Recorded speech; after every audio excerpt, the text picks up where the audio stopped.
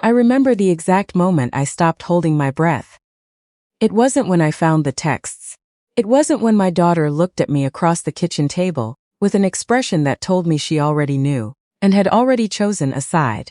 It wasn't even when my son-in-law, the man I had welcomed into my home 12 years ago, who had eaten my pot roast at Thanksgiving, and cried at my husband's funeral, stood in the middle of my own living room, and told me I should be grateful for whatever I was about to receive. It was the moment right after that, when my attorney, a woman named Constance Webb, who had handled my family's legal affairs for 19 years, and who I had never once seen lose composure in any setting, looked down at the papers in front of her, and then looked back up at my son-in-law, with an expression I can only describe as the professional equivalent of a door being closed. Very quietly, very deliberately, and locked from the inside. That expression was the moment everything shifted. My name is Ruth Callahan, and I am 57 years old. And this is the story of what happens when people who have watched you hold a family together for 3 decades decide that you are finished being useful. Let me tell you about the life I built. My husband, Ed, passed away 4 years ago in March. Pancreatic cancer. 11 weeks from diagnosis to the end, which is how that particular disease tends to work. Fast enough that you never fully believe it's happening until it already has. He was 59. We had been married 31 years. We had built, together, a small commercial cleaning company called Callahan Service Group out of Wilmington, Delaware. Starting with 2 industrial floor buffers, 1 used cargo van, and a contract with a medical office park that Ed spent 6 months convincing to give us a chance.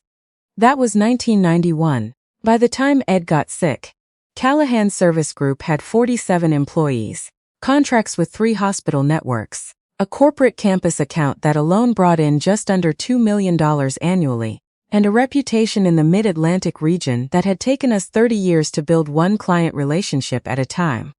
What most people did not fully understand, including some people very close to me, was how that company actually functioned. Ed was the face. He was warm and loud and remembered everyone's name, and their kids' names and their dogs' names, and clients loved him. I never begrudged him that. It was a genuine gift and it was not something I could replicate. But behind Ed, behind every contract renewal, every labor negotiation, every compliance audit, every insurance restructuring, every difficult conversation with a client threatening to leave, there was me.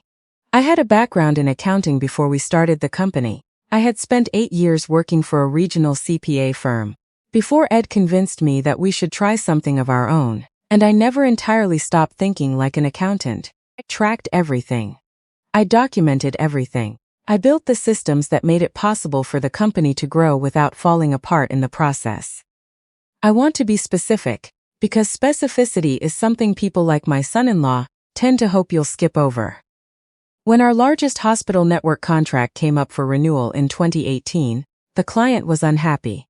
There had been staffing issues, a supervisor who had not been managing the night crew properly, complaints that had accumulated over months.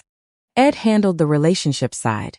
I had spent the previous 6 weeks building a remediation plan, restructuring the staffing model for that account, pulling cost analysis from 3 years of billing data, and putting together a presentation that gave the hospital's facilities director enough material to take back to his committee and justify keeping us. We kept the contract. It was worth $900,000 a year. Ed called it a win. He thanked me. He meant it. My daughter, Alicia, had joined the company 5 years before Ed died. She had a marketing degree and genuine ambition, and I was proud of her for both.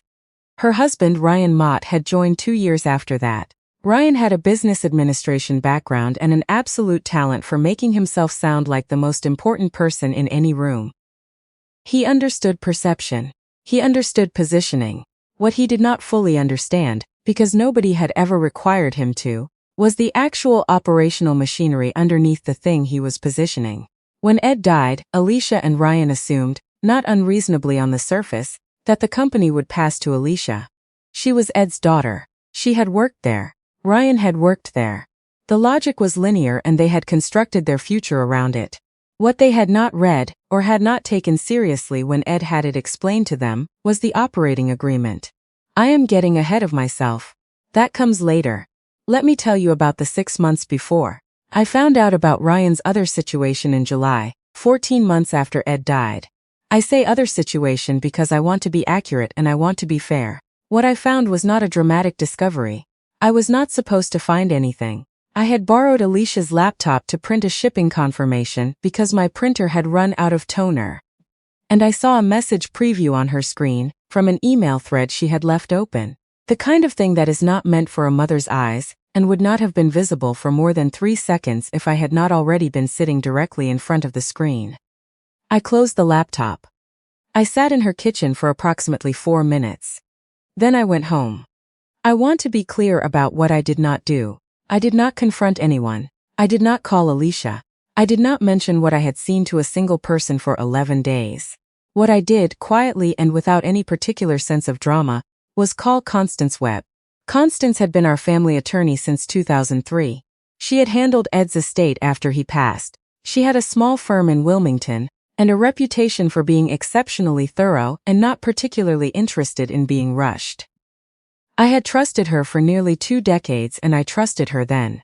What followed over the next 3 months was the careful, patient work of understanding exactly what position I was in.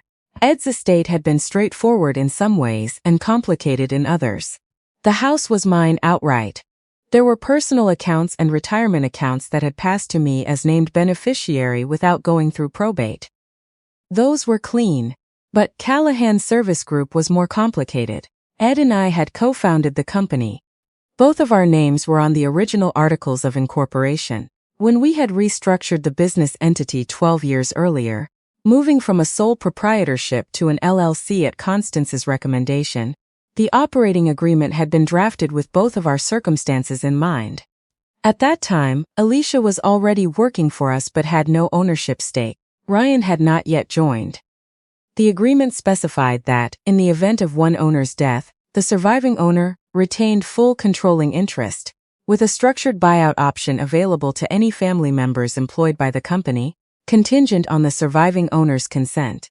In other words, I owned Callahan Service Group, not as Ed's widow receiving an inheritance. As the surviving co-founder, consistent with the operating agreement we had both signed, the company had always been equally mine. Ryan had known this, or had been told this, or had at some point been in the room when it was explained.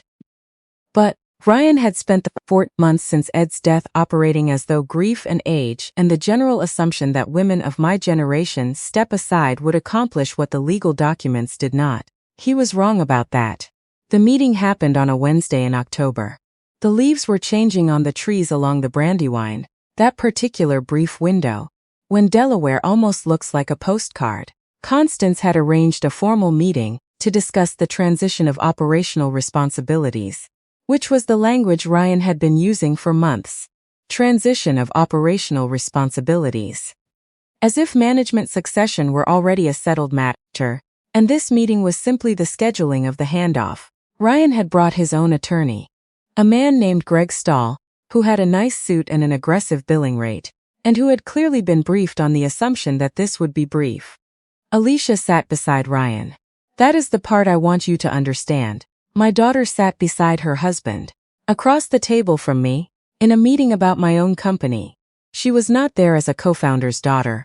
She was not there as an employee presenting on behalf of the business. She was there the way someone sits beside someone when they have already decided which side of the table they belong to. She did not look at me when she sat down. Constance and I sat across from them. Constance placed a manila folder on the table, navy blue tabs, and did not open it. Greg Stahl made his opening remarks. They were organized and confident and built entirely on the premise that I was there to receive terms, not set them. He spoke about Alicia's years of contribution to the company, Ryan's operational leadership over the previous 14 months, and the natural next chapter for Callahan Service Group.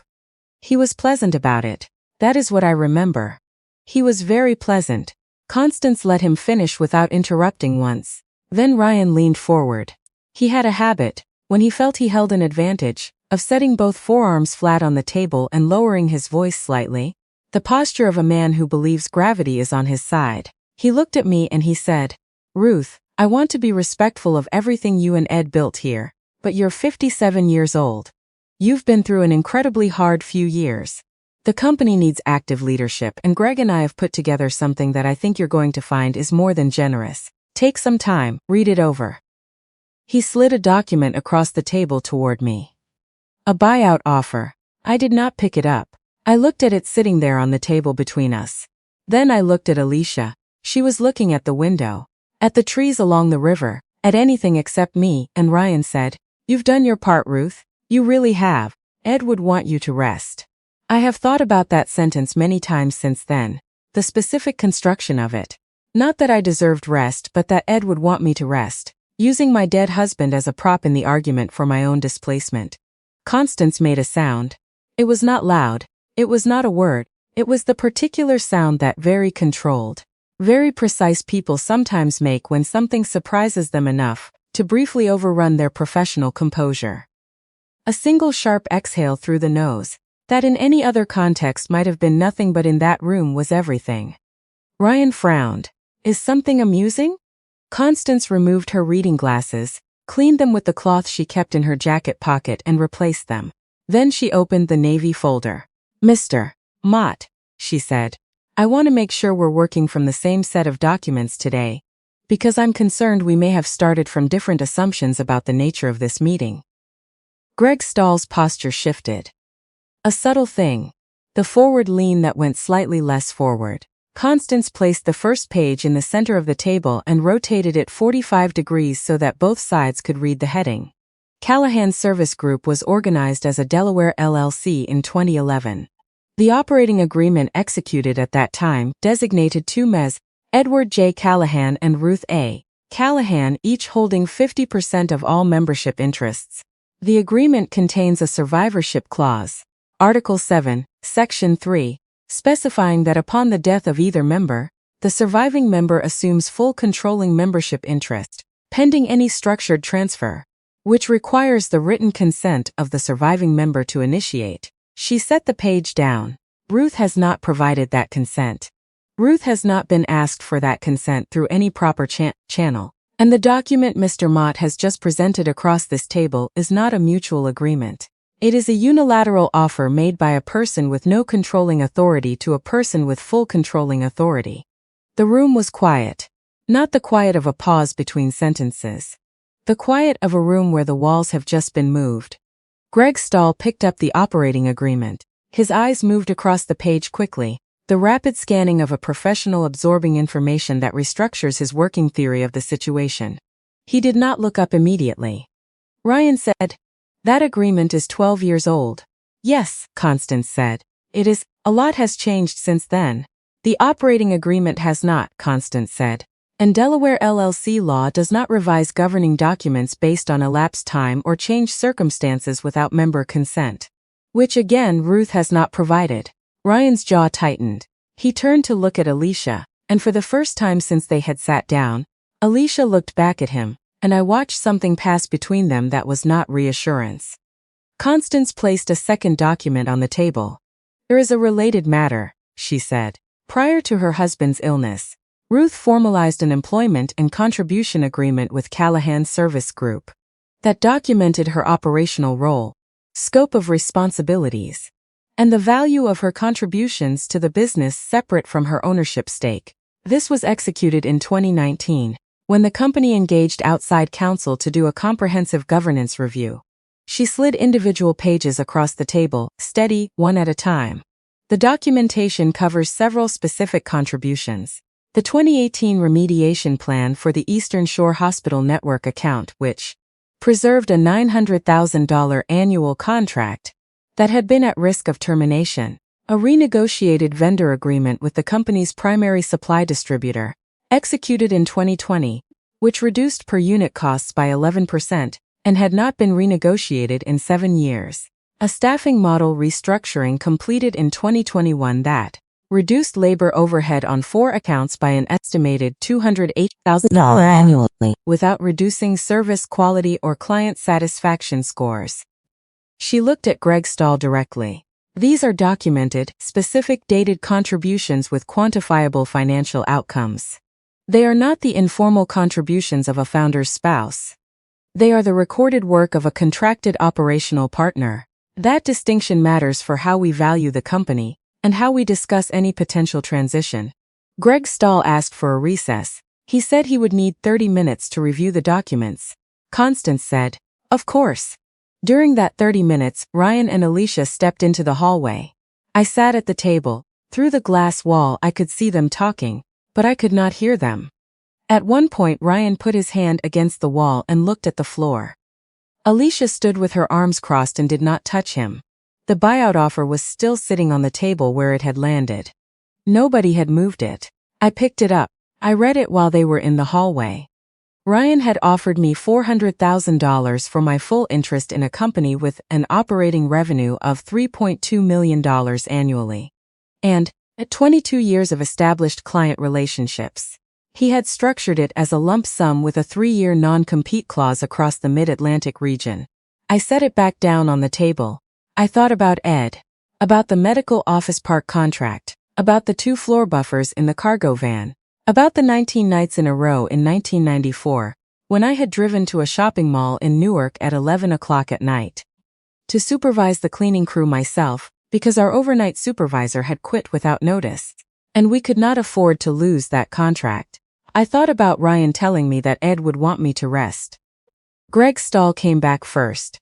He sat down and organized his papers, and did not make eye contact with Constance immediately, which told me everything I needed to know about what he had found in those 30 minutes.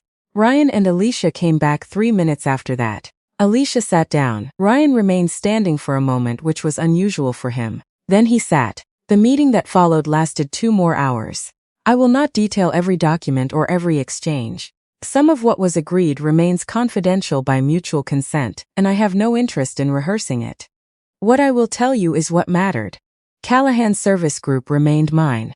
Not because anyone gave it to me or decided to be generous. Because it had always been mine, equally and legally, and the documents said so. Ryan retained his operational title through the end of the year, which, because removing him abruptly would have created disruption for the employees and clients who had nothing to do with any of this. I am a businesswoman. I have never confused personal grievance with operational judgment. The compensation agreement was honored. My documented contributions were formally valued as part of the company's asset record. That valuation mattered, not only financially, but because it meant that the work I had done, the specific and sexy, spreadsheet-heavy, midnight email work that nobody photographs, was recorded as real. Ryan and Alicia's marriage did not survive. I am not going to tell you. I am glad about that, because I am her mother and she is my daughter. Regardless of what happened in that conference room, and watching your child's life come undone is not something any parent experiences as a victory. What I will say is that the foundation it was built on had weaknesses I had not created. Alicia called me 7 months after the meeting. She did not apologize directly. She said she had been in a position she did not know how to get out of. I told her I understood that. I do not know yet if that is the beginning of something repaired, or just the acknowledgement of something broken. We are still finding out. I brought in an outside operations director in the spring, a woman named Deborah Keene, who had spent 20 years running service contracts for a facilities management company in Philadelphia. She was the first hire I had made in 31 years. That was entirely, solely my decision. I run Callahan Service Group. I am 57 years old. I go into the office 4 days a week, and on the 5th day I work from home at a desk near a window that faces the backyard garden Ed planted in 2014 and that I have kept going in the years since, which is harder than it sounds, but not as hard as some things I have done. The company has 47 employees who have mortgages and car payments and children in school. And I take that seriously in a way that I do not think Ryan ever entirely did. He understood what those numbers looked like on a slide deck. I understand what they mean. Here is what I want to leave you with. Ryan said I had done my part. He meant it as a conclusion, the closing of a chapter, the polite framing of a dismissal. What he had not accounted for, what people who say things like that almost never account for, is that doing your part is not the same as being finished. The work I had done over 30 years did not disappear because someone decided it was convenient for it to have been invisible.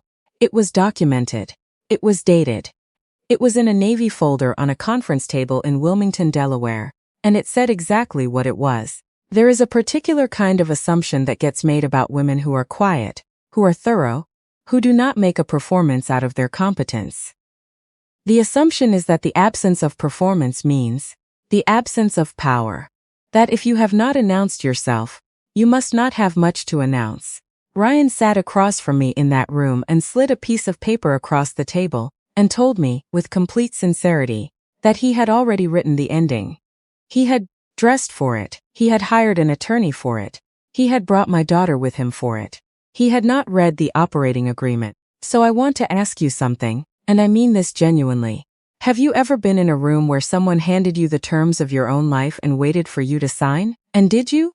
Tell me in the comments. I read everyone, and if this story stayed with you, you know what to do. Subscribe to Mara Payback. There is a new story every single day.